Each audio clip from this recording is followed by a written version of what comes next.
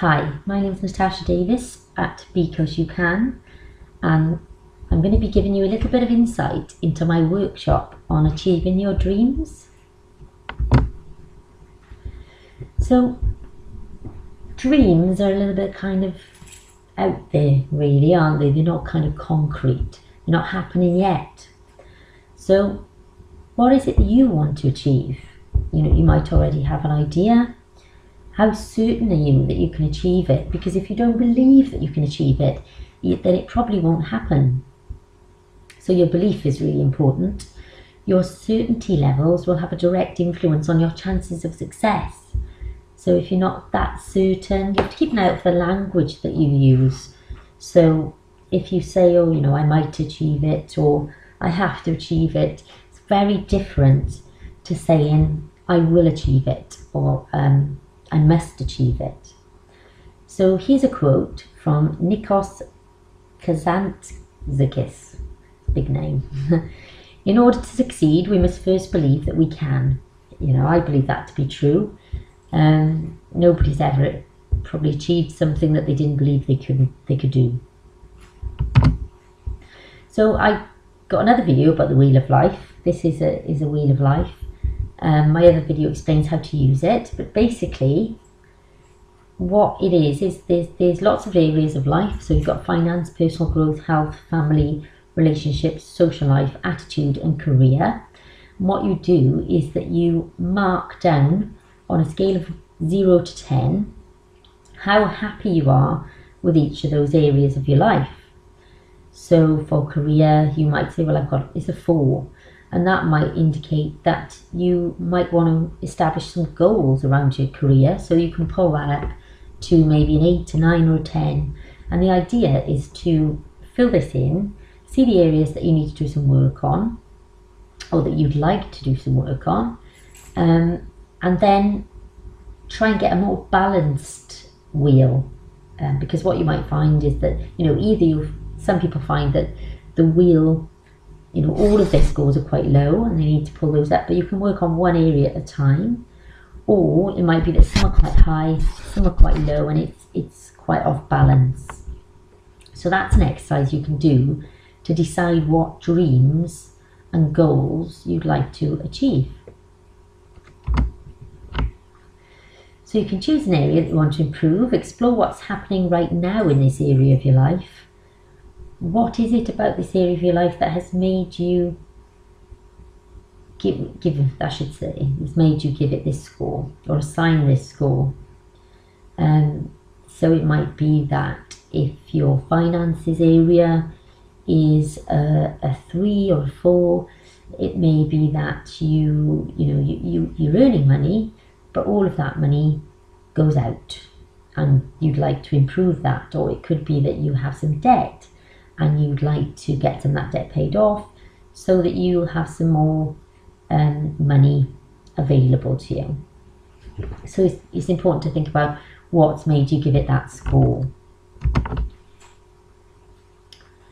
So this is a perception exercise. If you think about, lots of people say, it's the job making me feel awful, or there's just no jobs out there, or the person that was horrible to me actually made me feel this way.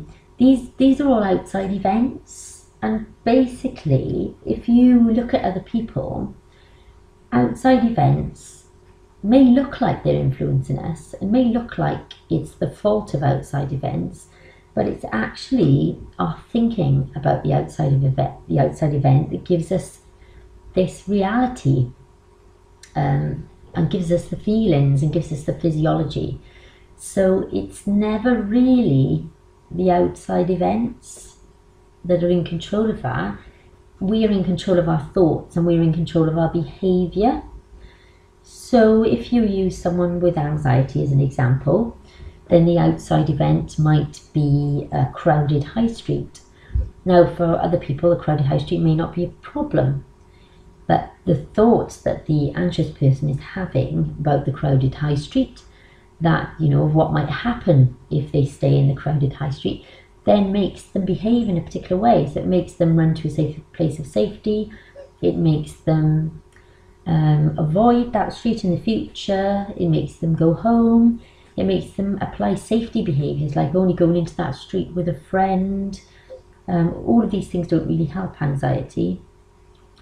In terms of business, then you might say that the outside event is the recession, okay? So your thought, the problem is that it's not the recession really, because other businesses who don't think about the recession as being at fault or to blame, that do well, are not having these thoughts or exhibiting these behaviours.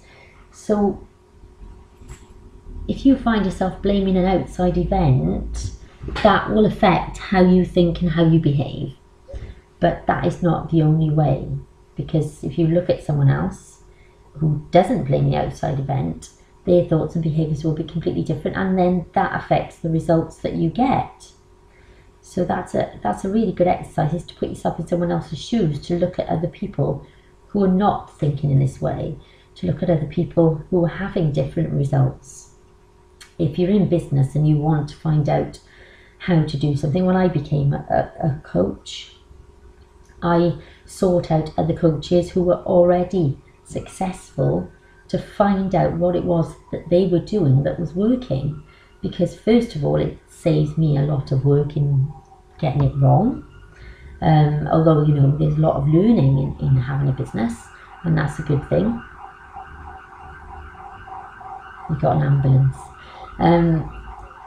But in terms of, you know, it's called modelling. So you find out what it is that they're doing correctly, and you find out what it is that they're doing that are giving them the results that you want.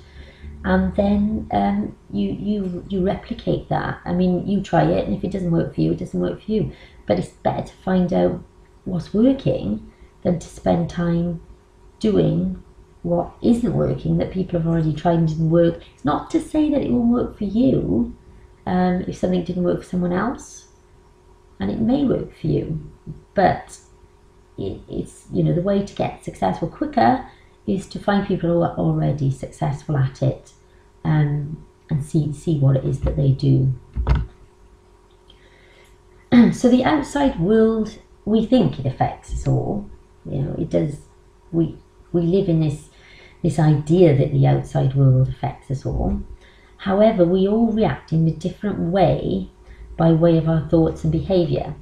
In situations, it may seem that you don't have much control, but we can all learn to control our perception, our thinking, and our behaviours. So when we're in that role of blaming others and saying that the world is affecting us and the situation is affecting us, we don't have any control. So we're in a situation of no control. We give our control away. We give our power away. So by moving towards what can we do about it, what can we learn to control, what can we learn to change, and we can always change our perception and our thinking and our behaviours, gives us back more control. If you think about that wheel of life, if there's one that is like a 4 or 5 or a lower one, think about how it would be if it was a 10. You know, if a miracle happened tonight and this area of your life was fixed, so you woke up in the morning and it was a 10, you know, an absolute 10, what would be different? So this is good, because what you're doing here is you're dipping yourself in the solution. You're dipping yourself in how it would be was it a 10. Okay, so when it's a 4, you only think about what it's like being a 4. But when you think about, you know, if there was nothing stopping it and a miracle happened and it became a 10, then what you need to look at is what would be different, because then that's how you get the answers of what needs to change. So basically, if A is it being a 4 and B is it being a 10, what do you need to do to bridge the gap? Yeah. Now you want to get from A to B as quickly as you can. And by dipping yourself in the solution and thinking what would be different, you can pull out what thing, you can pull out what's at B. So you've got B and you've got A, which is how it is now. And then you need to kind of work back and see what you need to do to get to B. So for example, if it's finances and all your money's going out, all the money that comes in goes out, and then you want to get to B, so if it was 10, you'd be comfortable and you'd always have spare cash and you'd have some savings in the bank.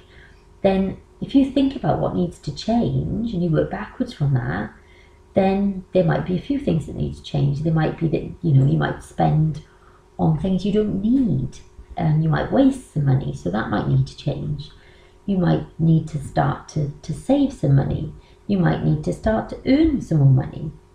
All of these things are going to get you to be quicker. But also, there might be some limiting thoughts around these things, like, I'm not very good at saving. That's a limiting thought that will maybe get in the way of you saving. There might be limiting thoughts about, or there might be thoughts around, I deserve to spend money on myself. Well, you do, but if you continue at A to spend the money you're spending, then you're not going to get to B. So, you have to work through some of these things sometimes.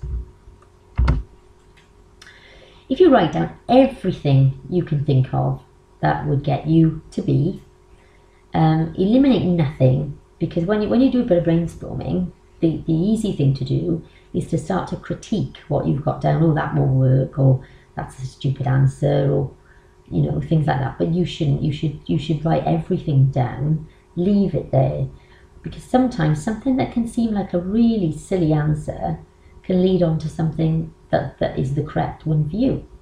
So if you write them down, you leave them there, and you don't critique them straight away. Just leave them there for a while. That is more helpful, because it kind of triggers other thoughts, and your idea might not even be on that piece of paper, but one of those ideas, maybe one that sounds a bit off the wall, a bit silly, will jolt the other one that you need. So what may look like silly ideas to you may lead on to the one that really works.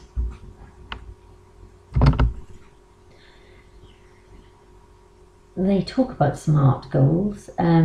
So your goals should be specific. You should know exactly what you want, when you want it, by what time, and all that. They should be measurable. So how will you know when you've got to be? Well, you have this much money in the bank, and you'll have money to spend on things because you'll be comfortable. They should be achievable. So, I often think that people might believe that certain things are achievable. There's always more that's achievable, and other people might think that you're not going to achieve that, because you will get a lot of negativity when you're achieving goals. But as long as it's achievable and it's realistic to you, that's all that matters. So if your goals are realistic to you, and I've got that as really what you want, not someone else's goal, then don't take any notice of what anyone else says about them, because you'll always get negativity when you're following your dreams. And they need to be timely, which is, I'm going to do this by 6 months, 12 months, 3 weeks, however long that you think that you need to put on that goal. So goals must be your goals, otherwise you're not going to be motivated to achieve them. So if you've got, if your father's goal, your mother's goal, your sister's goal, you're not really going to be motivated. So that's a good thing to remember. So, goals can be long-term or short-term as well.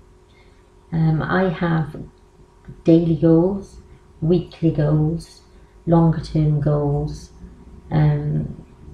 There's, goals can be small, goals can be large. There's no limit really on what your goals could be, and they are very specific to you as a person. So, it may not be your goal, may not be someone else's cup of tea, and their goal may not be yours. But as long as you kind of know that you're always more than you think you are. So as long as you know that you can achieve them, then that's a good thing. So you can find me at www.beyourgoals.com. because-you-can.co.